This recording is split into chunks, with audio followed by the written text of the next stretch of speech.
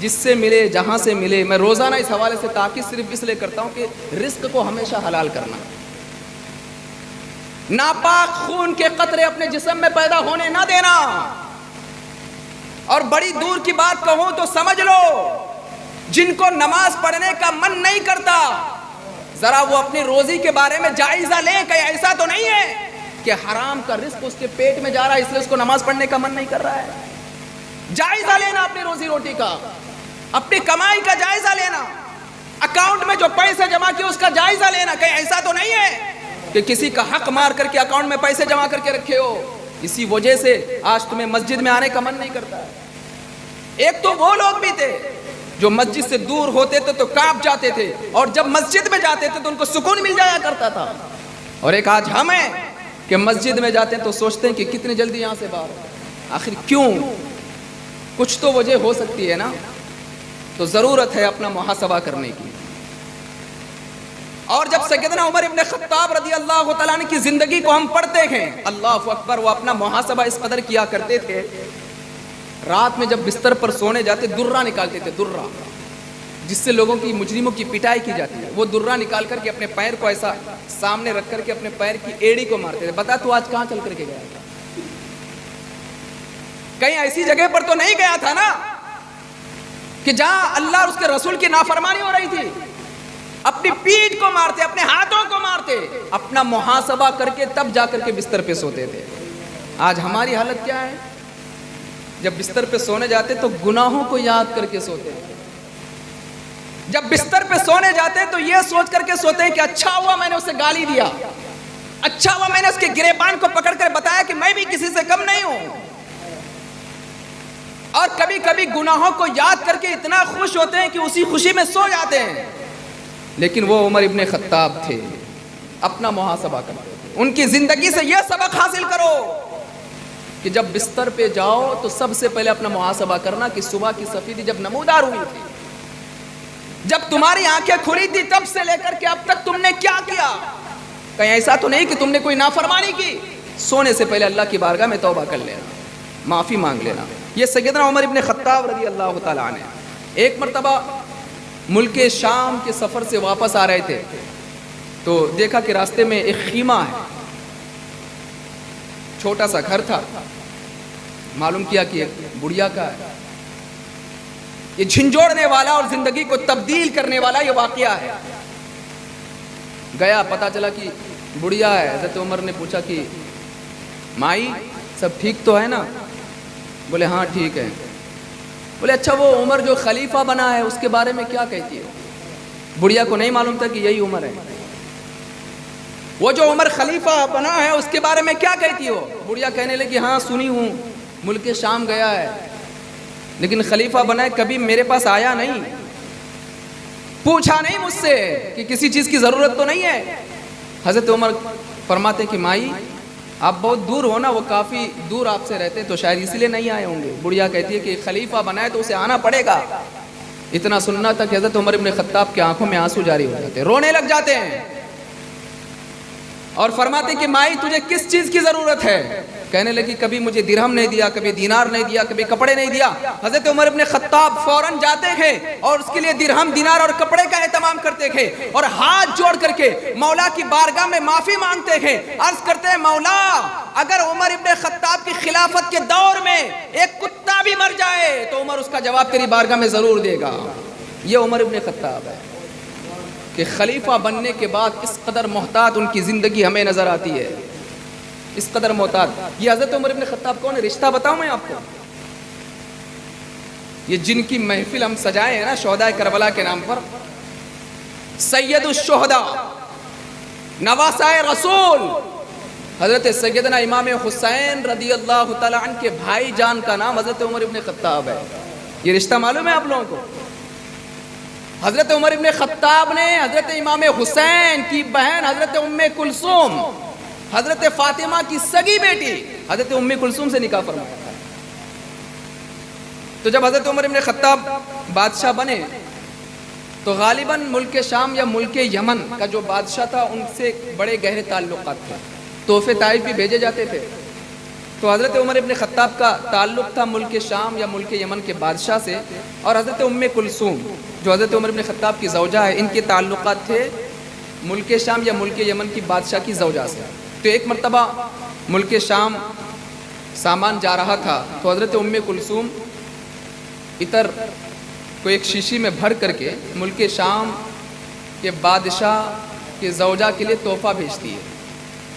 تو جب وہاں تحفہ پہنچا تو ملک شام کی بادشاہ کی بیوی نے اس کے بدلے میں ڈھیر سارے نگینے، ڈھیر سارے جواہرات دے کر کے حضرت عمر بن خطاب کی زوجہ حضرت ام کلثوم کے لیے بھیجا۔ تو جب قافلہ وہاں سے آیا اور حضرت عمر ابن خطاب کی نظر پڑی، آپ دیکھیں نظر پڑی تو فرمایا کیا ہے؟ کہا کہ نہیں، بادشاہ کی بیوی نے یہ تحفہ بھیجا ہے۔ بولے اتنے سارے تحفے؟ بولے ہاں، میں نے عطر کی شیشی بھیجی تھی نا، تو فرمایا کہ عطر کی شیشی کی جتنی قیمت بنتی ہے وہ سب لے لو، باقی پورا کا پورا بیت المال میں جمع کر دو، یہ تمہارا حق نہیں بنتا ہے، کیونکہ لے جانے والا، لانے والا یہ بیت المال کے پیسے سے جا رہا تھا اور آ رہا تھا، تو لہٰذا یہ سب کچھ بیت المال میں جائے گا۔ سیدنا عمر بن خطاب رضی اللہ تعالیٰ عنہ اس قدر آپ اہتمام فرماتے تھے رزق کے حوالے سے، مال و زر کے حوالے سے، کہ ایک روپیہ ادھر سے ادھر نہ ہو۔ آج تو لاکھوں روپے لوگ اینٹ کر کے بیٹھ جاتے ہیں، بلکہ میں کہوں تو بیجا نہیں ہوگا، کتنے لوگ چوری کر کے گھر بناتے ہیں، ڈکیتی کر کے گھر بناتے ہیں، اور گھر کے دیوار کے اوپر لکھتے ہیں ھذا من فضل ربی، نعوذ باللہ من ذالک۔ لوگوں کے مال کھا کے لکھتے ہو ھذا من فضل ربی، کسی کے گریبان کو پکڑ کر کے پیسہ اینٹ کر کے لکھتے ہو ھذا من فضل ربی۔ اور کتنے ایسے لوگ ہیں جو لوگوں کا مال کھا کر کے عمرہ کر کے آتے ہیں، حاجی بن کر کے آتے ہیں، اللہ ایسے حج کو، ایسے عمرہ کو اپنی بارگاہ میں قبول نہیں فرماتا ہے۔ کبھی کسی کا حق نہ مارنا، جھوپڑ پٹی میں رہ لینا یہ گوارا کرنا، لیکن کبھی کسی کا حق مار کر کے محل بنانے کی کوشش نہ کرنا، اس لیے کہ امیر اور غریب دونوں ایک ہی گھر میں جاتے ہیں۔ وہ ہے قبر کی کالی کوٹری۔ امیر کے لیے الگ سے قبر کا انتظام نہیں ہوتا، غریب کے لیے الگ سے قبر کا انتظام نہیں ہوتا، دونوں کی قبر ایک ہی طرح ہے۔ اسی لیے روزی روٹی کے حوالے سے اور روزی روٹی کے معاملات کے حوالے سے ہمیں بڑے محتاط رہنے کی ضرورت ہے۔ اسی طرح میں آپ کو بتاؤں، خلیفہ بننے کے بعد روزی روٹی کے حوالے سے میں آپ کو بتاؤں کہ سیدنا عمر بن خطاب رضی اللہ تعالیٰ عنہ کس قدر اہتمام فرمایا کرتے تھے۔ ایک مرتبہ آپ ایک جنگل میں بیابان میں نکل گئے اور کافی شدت کی آپ کو پیاس بھی لگی، بھوک بھی لگی۔ ایک چرواہے کو دیکھا کہ بکریاں چرا رہا ہے، تو اس میں کچھ ایسی بکریاں بھی تھی جس کے تھن بھرے ہوئے تھے، دودھ تھے اس میں۔ حضرت عمر ابن خطاب رضی اللہ تعالیٰ عنہ نے جب دیکھا تو چرواہے کے پاس گئے، کہا کہ ایک گلاس دودھ میں نکال کر کے پی سکتا ہوں؟ چرواہے نے کہا کہ نہیں، یہ بکریاں میری نہیں ہے، میرے مالک کے ہیں، ان کی اجازت کے بغیر میں نہیں دے سکتا۔ حضرت عمر نے بطور امتحان اس سے پوچھا، اچھا ٹھیک ہے، یہ کر لو کہ کچھ درہم میرے پاس ہے، یہ تم رکھ لو، ایک بکری کے بچے کو میں لے کر کے چلا جاتا ہوں، تمہارا مالک پوچھے تو کہہ دینا کہ بھیڑیا آ کر کے لے کر کے چلا گیا، تمہارے پاس پیسے کے پیسے ہو جائیں گے۔ اتنا سننا تھا وہ چرواہا کھڑے ہو کر کے حضرت عمر ابن خطاب کی بارگاہ میں عرض کرتا ہے، اسے پتا نہیں تھا یہ عمر ابن خطاب ہے، وقت کا خلیفہ ہے، کھڑے ہو کر کے عرض کرتا ہے، اے اجنبی انسان، یہ بات تو ٹھیک ہے میرے مالک کو پتا نہیں چلے گا، لیکن ایک ایسا مالک ہے جو میرا بھی مالک ہے، تیرا بھی مالک ہے، میرے مالک کا بھی مالک ہے، اس مالک کو تو ضرور پتا چل جائے گا، کل بروز محشر میں اس مالک کو کیا جواب دوں گا۔ اتنا سننا تھا، سیدنا عمر ابن خطاب رضی اللہ تعالی عنہ آگے بڑھتے گئے اور اس چرواہے کو اپنے سینے سے لگا لیتے گئے اور کہتے گئے، جب تک تجھ جیسے نوجوان اسلام میں باقی رہیں گے، اسلام کبھی دبے گا نہیں، اللہ ہمیشہ اسلام کی سربلندی فرماتا رہے گا، ہمیشہ اسلام کی سربلندی فرماتا رہے گا۔ یہ سیدنا عمر ابن خطاب رضی اللہ تعالی عنہ ہے۔ اسی طرح ان کی زندگی سے ایک سبق ہمیں یہ بھی ملتا ہے کہ وہ نمازوں کے سخت پابند تھے۔ جتنے بھی صحابہ ہیں نا، کبھی انہوں نے نماز ترک نہیں کی۔ میں شہداء کربلا کی اس مجلس سے آپ کو ہمیشہ یہ دعوت دیتا رہوں گا رات بھر محفلوں میں بیٹھنے سے بہتر ہے سو جانا، لیکن فجر کی نماز کبھی قضا نہ کرنا۔ میں ان محفلوں کے بارے میں غور کرتا ہوں تو مجھے شرم آتی ہے کہ پوری رات محفلوں میں لوگ جاگتے ہیں، 4 بجے جا کر کے بستر میں سو جاتے ہیں، فجر غائب۔ ایسی محفلوں کو اللہ منہ پہ مار دیتا ہے۔ دور رہنا ایسی محفلوں سے۔ کلام مقدس میں میرا رب ارشاد فرماتا ہے وَجَعَلْنَا اللَّيْلَ لِبَاسًا، میں نے رات کو بندوں کے آرام کے لیے بنایا ہے۔ اور کچھ محدثین تو یہاں تک فرماتے ہیں اگر عشاء کے بعد تمہیں کوئی کام نہیں ہے تو تمہارے لیے سونا یہ لازم اور ضروری ہے۔ اگر تم نہیں سوتے ہو تو گویا کہ تم گناہ کا کام کر رہے ہو، کیونکہ اللہ نے تمہارے لیے رات کو لباس بنایا ہے۔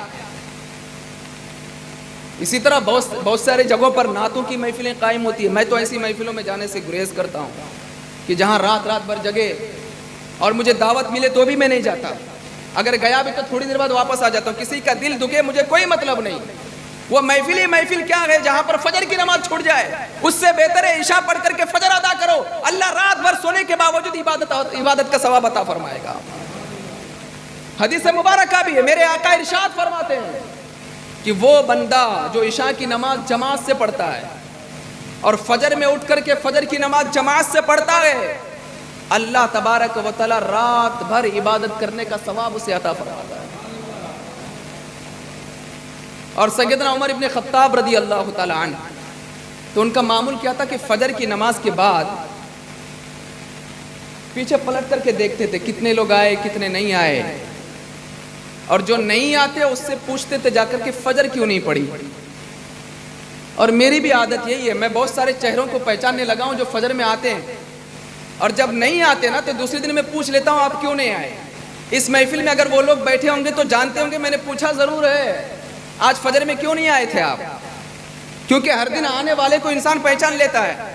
تو بہت سارے اس میں ایسے بھی ہیں جو کبھی فجر میں نہیں آتے تو میں دوسرے دن پوچھتا ہوں کیا بات ہے کل فجر میں نہیں آئے تھے، کوئی معاملہ ہو گیا تھا؟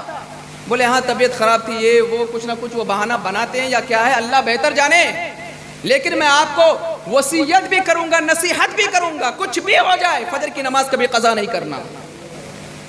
میرے آقا ارشاد فرماتے ہیں اگر تم یہ چاہتے ہو کہ اللہ تمہاری روزی روٹی میں برکتیں عطا فرمائے، فجر کی نماز جماعت سے پڑھنا، اللہ روزی میں برکتیں عطا فرمائے گا۔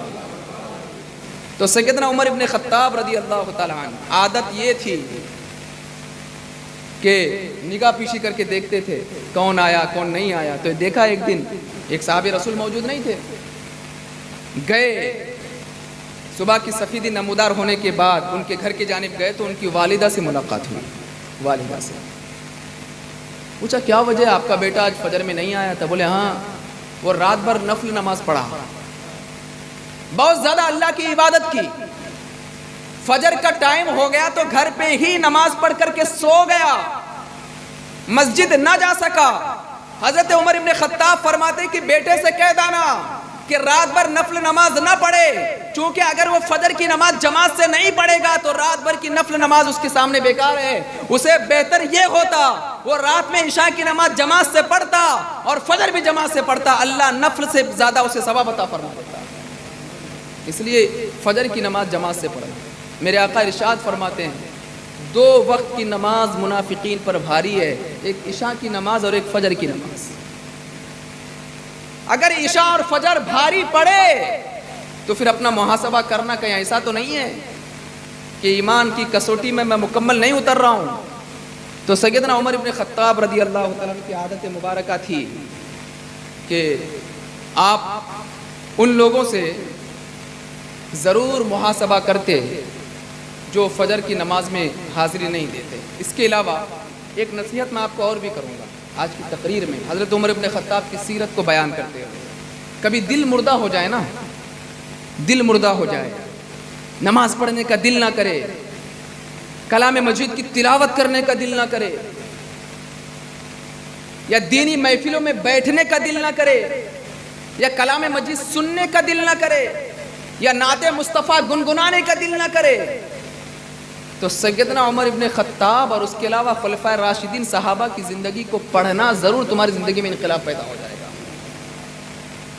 کبھی اللہ والوں کی باتیں پڑھ بھی لیا کرو، سن بھی لیا کرو، اس سے بڑی بڑی نصیحتیں ملا کرتی ہے۔ میں آپ کو بتاؤں کہ ایک مرتبہ حضرت عمر ابن خطاب جب خلیفہ بنے تو ایک صوبے کا گورنر بنا کر کے حضرت سعید ابن عامر کو بھیجا کہ جاؤ اس صوبے کو تم سنبھالو، تم کو میں نے اس کی گورنری دے دی ہے۔ ایک صوبے کا گورنر بنا، دھیان سے سنیے گا اس کو، بہت بڑا میسج ہے اس واقعے میں۔ ایک صوبے کا گورنر بنا کر کے بھیجا۔ اس کے بعد چند مہینوں کے بعد حضرت عمر ابن خطاب رضی اللہ تعالیٰ عنہ اس صوبے کے جو خزانچی تھے، کیشیئر تھے، اس سے فرماتے کہ تمہارے صوبے میں جتنے غریب ہیں ان کی لسٹ بناؤ، میرے پاس کچھ مال غنیمت ہے، میں ان غریبوں کو دینا چاہتا ہوں۔ تو خزانچی جو کیشیئر تھے انہوں نے لسٹ بنائی تو 4 لوگوں کی لسٹ بنی۔ تیسرے نمبر پہ اس صوبے کی گورنر حضرت سعید ابن عامر کا نام تھا۔ گورنر کا نام غریبوں میں۔ آج تو لوگوں کے پاس اگر یہ موقع مل جائے کہ میرے پاس رقم جمع ہو جائے، میں بے وقوف بنا کر کے اینٹ کر کے اپنے بینک بیلنس جمع کروں گا، لیکن اللہ اکبر، حضرت عمر نے کیسے سپاہی تیار کیے تھے، کیسے لوگوں کو گورنر بنایا تھا۔ گورنر تھے سعید ابن عامر، لیکن غریبوں کے لسٹ میں تیسرے نمبر پہ آتے ہیں۔ جب لسٹ حضرت عمر کے پاس پہنچی، دیکھا سعید ابن عامر کا نام، صوبے کے گورنر کا نام۔ گئے حضرت عمر ابن خطاب رضی اللہ تعالیٰ عنہ حضرت سعید ابن عامر کے پاس، اے سعید، اگر مال و زر کی کمی تھی مجھے کہہ دیتے، میں بیت المال سے تمہیں کچھ نہ کچھ دے جاتا۔ لیکن اللہ اکبر، حضرت سعید ابن عامر خوش نہیں ہوئے، ناراض ہو گئے، بولے پہلے مجھے اس کا نام بتائیے جس نے آپ کو یہ بتایا کہ میں غریب ہوں، میرے راز کو فاش کر دیا۔ اللہ اکبر۔ اس کے بعد حضرت عمر ابن خطاب 5-6 مہینے کے بعد دوبارہ اسی صوبے کا دورہ کرتے ہیں۔ ان کی عادت مبارکہ تھی جب وہ خلیفہ بنے تھے کہ ہر صوبے کا جائزہ لیتے اور وہاں کے لوگوں کو جمع کر کے اس گورنر کے بارے میں پوچھتے کہ سب ٹھیک ٹھاک تو ہے، کچھ ظلم و زیادتی تو نہیں کر رہا ہے۔ تو حضرت سعید ابن عامر رضی اللہ تعالی عنہ کے پاس گئے، تو ان کے پاس جانے کے بعد سارے لوگوں کو مسجد میں جمع کیا۔ مسجد میں جمع کرنے کے بعد حضرت سعید ابن عامر رضی اللہ تعالیٰ عنہ کو وہاں سے بھیج دیا کہ آپ یہاں سے جائیے، میں آپ کے بارے میں لوگوں سے کچھ انفارمیشن، کچھ معلومات لینا چاہتا ہوں۔ تو لوگوں کو جمع کر کے پوچھا، ٹھیک ہے بتاؤ، تمہارا جو گورنر ہے سعید ابن عامر، کیا اس کے اندر کچھ خامی ہے، کچھ غلطی، کچھ ظلم زیادتی تو نہیں کرتا، اپنے گورنری کی طاقت کا غلط استعمال تو نہیں کرتا؟ لوگوں نے کہا کہ نہیں حضور، ایسی کوئی بات نہیں ہے، ہاں 4 چیزوں کی شکایت ہے۔ اب وہ 4 چیزیں کیا ہے اس کو دھیان سے سنیے۔ 4 چیزوں کی شکایت ہے۔ سب سے پہلی چیز یہ کہ شروع میں جب آئے تھے تو فجر کی نماز کے بعد مسجد میں بیٹھتے تھے، تھوڑی دیر بات چیت ہوتی تھی، کوئی معاملہ درپیش آتا ہم پوچھ لیا کرتے تھے، لیکن اب فجر کی نماز کے بعد مسجد میں نہیں بیٹھتے ہیں۔ پہلی شکایت۔ دوسری شکایت کہ دن کو ملتے ہیں، رات میں ملاقات نہیں ہوتی ہے، پہلے تو رات میں بھی ملاقات ہو جاتی تھی۔ تیسری شکایت سعید ابن عامر کی یہ ہے، ہفتے میں 1 دن وہ غائب رہتے ہیں، پتہ ہی نہیں چلتا کہاں گئے۔ اور چوتھی شکایت ان کی یہ ہے کہ کبھی اتنا روتے ہیں کہ رو کر کے وہ بے ہوش ہو جاتے ہیں، رو کر کے بے ہوش ہو جاتے ہیں۔ سارے لوگ چلے گئے تو حضرت عمر ابن خطاب رضی اللہ تعالیٰ عنہ سعید ابن عامر کے پاس گئے، بولے کہ آپ کی کچھ شکایتیں ہیں۔ سب سے پہلی شکایت یہ ہے کہ پہلے آپ فجر کی نماز کے بعد مسجد میں بیٹھتے تھے، لوگوں کے معاملات کو درست کرتے تھے، اب آپ فجر کی نماز کے بعد نہیں بیٹھتے ہیں۔ حضرت عمر ابن خطاب سے حضرت سعید ابن عامر عرض کرتے ہیں، اے عمر، اے خلیفہ وقت، اگر آپ کی جگہ کوئی اور ہوتا تو میں یہ راز فاش نہیں کرتا، لیکن آپ چونکہ خلیفہ وقت ہیں اس لیے میں آپ کو بتا رہا ہوں، میں فجر کی نماز کے بعد اس لیے نہیں ٹھہرتا کہ میری بیوی کی طبیعت اب بہت زیادہ خراب ہو چکی ہے، اتنی خراب ہو چکی ہے کہ وہ جھاڑو بھی نہیں دے سکتی، برتن بھی نہیں دھل سکتی، بسترے بھی سمیٹ نہیں سکتی، اپنا پاخانہ پیشاب بھی خود سے نہیں دھل سکتی، اور میری بیوی نے 30 سال تک میری خدمت کی ہے، کیا میرا فرض نہیں بنتا کہ ایسے وقت میں اس کی خدمت کروں؟ آج تو لوگ بیویوں کو غلام بناتے ہیں، لا پانی لے کر کے آ، کھانا سامنے لا کر کے رکھ۔ ارے وہ غلام نہیں، تمہاری بیوی شریکہ حیات ہے، اسے غلام نہ سمجھنا، ادب کے ساتھ اس سے گفتگو کرنا۔ آپ سیرت النبی کو پڑھو، اللہ کے رسول تاجدار کائنات علیہ الصلوۃ والسلام نے کبھی بھی ازواج مطہرات کی دل آزاری نہیں کی، بلکہ بعض تو ایسے اوقات بھی آئے کہ نبی کریم صلی اللہ علیہ وسلم نے ازواج مطہرات کے دل لگی کے لیے میرے آقا نے ان کے ساتھ تھوڑی دیر کھیلا بھی ہے، ہنسی مذاق بھی فرمایا ہے۔ حضرت عائشہ صدیقہ اور نبی کریم صلی اللہ علیہ وسلم کی سیرت کو پڑھے تو حضرت سعید ابن عامر وقت کا خلیفہ کہتے ہیں میرے پاس اتنے پیسے نہیں ہیں کہ میں کوئی غلام رکھ لوں یا کوئی باندی رکھ لوں، تو میری بیوی نے اتنی 30 سال تک میری خدمت کی، اب اس کی پوزیشن بہت زیادہ خراب ہے، اس لیے میں فجر کے فوراً بعد مسجد میں نہ بیٹھ کر کے نماز کی امامت کرنے کے بعد میں اپنے گھر میں آتا ہوں، جھاڑو دیتا ہوں، برتن دھلتا ہوں، بستروں کو سمیٹتا ہوں، اپنی بیوی کو اس کی ضروریات سے فارغ کراتا ہوں، اس کے لیے کھانے کا انتظام کرتا ہوں۔ یہ کون کرے؟ ایک صوبے کا گورنر کہہ رہے ہیں۔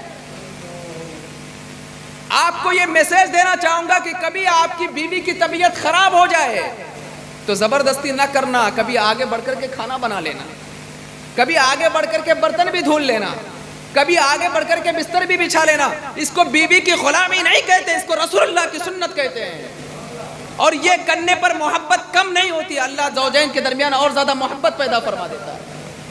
تو حضرت سعید ابن عامر فرماتے ہیں جو میری پہلی شکایت تھی اس کی وجہ یہ ہے۔ دوسری شکایت، دن کو کم ملتے ہیں، نہیں دن کو ملتے ہیں رات میں ملتے ہی نہیں۔ اے عمر، اگر آپ کی جگہ کوئی اور ہوتا تو میں اس کا جواب کسی کو نہیں دیتا، یہ میرا اور میرے رب کا معاملہ ہے۔ اپنی داڑھی کو اس طرح پکڑتے ہیں، داڑھی کو پکڑنے کے بعد حضرت سعید ابن عامر کہتے ہیں عمر دیکھو داڑھی کے بال میں کوئی ایک بال کالا ہے کیا؟ کہا کہ نہیں، پورے بال سفید ہو چکے ہیں۔ اللہ اکبر۔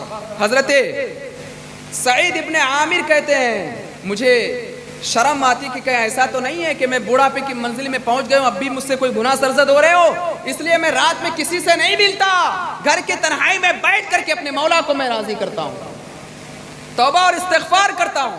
آج کتنے ایسے لوگ ہیں جن کے داڑھی کے بال سفید ہو گئے۔ یہ آخری منزل ہے، اس کے بعد جوانی اور بچپنا نہیں آتا۔ ہمیشہ یاد رکھنا زندگی کی 3 سیڑھیاں ہیں، بچپنا، جوانی اور بڑھاپا۔ بڑھاپے کا مطلب یہ ہے کہ اس کے بعد آخری منزل قبر ہے، لیکن نوجوان یہ نہ سمجھے کہ بڑھاپا ہمیں آئے، یا کوئی بچہ یہ نہ سمجھے کہ میں نوجوان ہو کر کے مروں گا۔ لیکن ہمیشہ میں ان سے کہنا چاہوں گا جن کے داڑھی کے بال سفید ہو چکے ہیں، اب بھی وقت ہے، اللہ کو راضی کر لو، پروردگار عالم کو راضی کر لو۔ حضرت سعید ابن عامر رات بھر رو رو کر کے دعا کر کے مولا کی بارگاہ میں استغفار کیا کرتے تھے کہ مولا تو مجھے معاف فرما دے، میرے گناہوں کو معاف فرما دے۔ یہ وہ عظیم صحابی رسول ہے، اور کہتے ہیں کہ ہفتے میں ایک ہی دن جو میں غائب رہتا ہوں، ہفتے میں ایک دن، کبھی کبھی کچھ راز کی باتیں لوگوں سے بتائی نہیں جاتی، لیکن میں بتا رہا ہوں۔ حضرت سعید ابن عامر کہتے ہیں میرے پاس ایک ہی جوڑی کپڑا ہے، علاقے کا گورنر، ایک صوبے کا گورنر، کپڑا ایک جوڑی، اگر چاہتے تو کئی جوڑی کپڑے کا انتظام ہو جاتا، لیکن کبھی انہوں نے کسی کا حق نہیں مارا، غربت کی زندگی کو پسند کی، لیکن کبھی کسی کے گریبان کو پکڑ کر کے روپیہ پیسہ چھین کر کے عیش و عشرت کی زندگی نہیں گزاری، اور اس غربت کی زندگی کا نتیجہ ہے آج ہم ان کی سیرت کو آپ کے سامنے پڑھ رہے ہیں۔ پتہ یہ چلا کہ اگر تم اللہ اور اس کے رسول کی رضا کے لیے زندگی گزارو گے، آنے والی نسلیں تمہارے شان میں قصیدے پڑھا کریں گے، تمہاری تعریف کریں گے۔ یزید کو کوئی یاد نہیں کرتا، لیکن امام حسین کو یاد کرتے ہیں، کیونکہ امام حسین نے شہادت تک مولا کی رضا کے لیے کام کیا۔ یزید مر گیا، اس کا نام و نشان مٹ گیا، حسین اس وقت بھی زندہ تھے، آج بھی ہمارے دلوں میں زندہ اور قیامت تک زندہ رہیں گے۔ وجہ صرف یہ ہے انہوں نے جو کچھ بھی کیا اللہ اور اس کے رسول کی رضا کے لیے کیا۔ تو حضرت سعید ابن عامر کہتے ہیں کہ ایک ہی جوڑی کپڑا میرے پاس ہے، میں اس کو دھول دیتا ہوں تو اپنی بیوی کے کپڑے پہن لیتا ہوں، کپڑے کے سوکھنے تک، اسی لیے میں اس دن کسی سے نہیں ملتا۔ چوتھی چیز کہ روتے روتے زمین پر کیوں گر جاتے ہو، گر کر کے بے ہوش کیوں ہو جاتے ہو؟ کبھی رویا ہے؟ کبھی آنسو کے قطرے نکلے ہیں ہمارے آنکھوں سے؟ محدثین کرام فرماتے ہیں کہ جب تمہارے آنکھوں سے خوف خدا اور عشق رسول کے آنسو نکلے تو اسے رومال سے ایسا نہیں پوچھ لینا، اسے چہرے پر مل لینا، اللہ چہرے پہ نور پیدا فرما دیتا ہے۔ آج تو نکلتے ہی نہیں ہے، کیونکہ دل اتنا سخت ہو چکا ہے، گناہ کر کر کے، غیبت کر کے، چغلیاں کر کے، حسد کر کے، اس قدر گناہ ہمارے دلوں میں رچ بس گیا ہے کہ اتنا سب کچھ سننے کے بعد بھی ہمارے دلوں میں دل بھی نہیں روتا اور آنکھیں بھی نہیں روتی ہے۔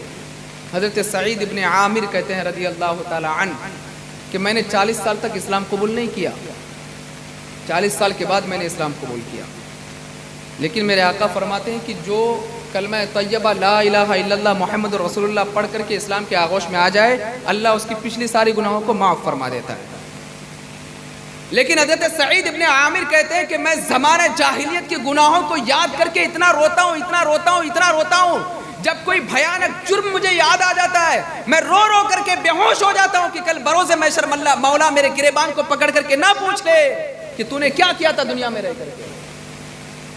اللہ اکبر۔ یہ حضرت عمر رضی اللہ تعالیٰ عنہ کے وہ گورنر تھے جن کی زندگی ایسی تھی، جب حضرت عمر نے یہ سنا آنکھوں سے آنسو جاری ہو گئے، رونے لگ گئے حضرت عمر، اپنے ہاتھوں کو مولا کی بارگاہ میں اٹھا کر کے دعا کرتے، مولا اگر تو مجھے اور سعید ابن عامر دیتا تو ہر سعید ابن عامر کو اپنے اپنے علاقوں کا گورنر بنا کر کے لوگوں کو تیرے محبوب بندے بنا دیا کرتا۔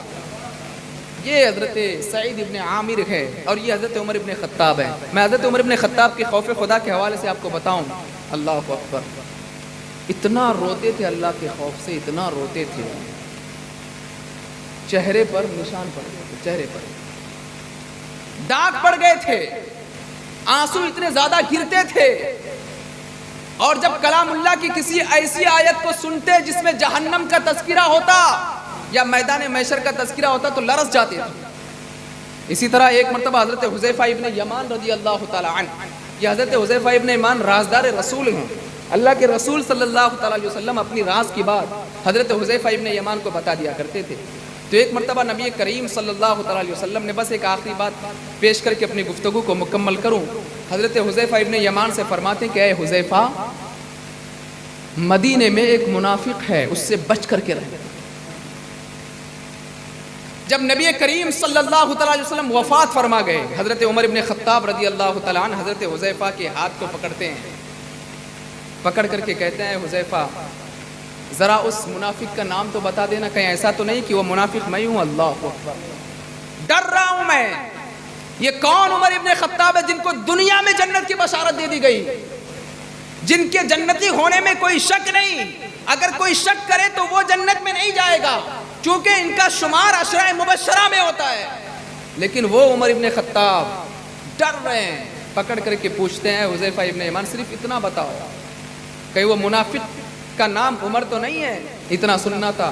حضرت حذیفہ ابن یمان رضی اللہ تعالی عنہ اللہ اکبر قدموں میں گر جاتے ہیں اور کہتے ہیں اے عمر ابن خطاب آپ کیسے ہو سکتے ہیں، اللہ اور اللہ کے رسول نے آپ کے مقام کو کافی بلند کیا ہے۔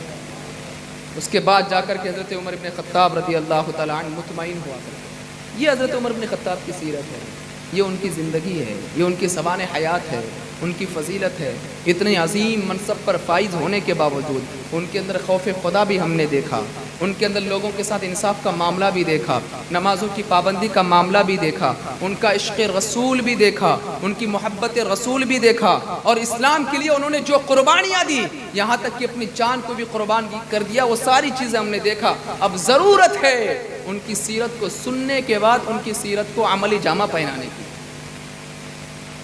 کہ اس قدر انہوں نے اللہ کے رسول سے محبت کی، دنیا میں بھی ساتھ رہے، اور آج بعد وصال بھی نبی کریم صلی اللہ علیہ وسلم کے ساتھ۔ میں اللہ تبارک و تعالیٰ کی بارگاہ میں دعا کرتا ہوں کہ پروردگار عالم اپنے حبیب علیہ الصلوۃ والسلام کے صدقے میں ہم سب کو سیدنا عمر ابن خطاب رضی اللہ تعالیٰ عنہ کی سیرت پر عمل کرنے کی توفیق عطا فرمائے، اور ان کی تقوی اور طہارت کے چند چھینٹیں اللہ تبارک و تعالی ہمیں عطا فرمائے۔ ان اللہ و ملائکتہ یصلون علی النبی یا ایھا الذین آمنوا صلوا علیہ وسلموا تسلیما۔ اللہم صل علی سیدنا شفیعنا نبینا و مولانا محمد بارک وسلم صلاۃ و سلام علیک یا رسول اللہ صلی اللہ تعالی علیہ وسلم۔ سبحان ربک رب العزۃ عما یصفون وسلام علی المرسلین والحمد للہ رب العالمین۔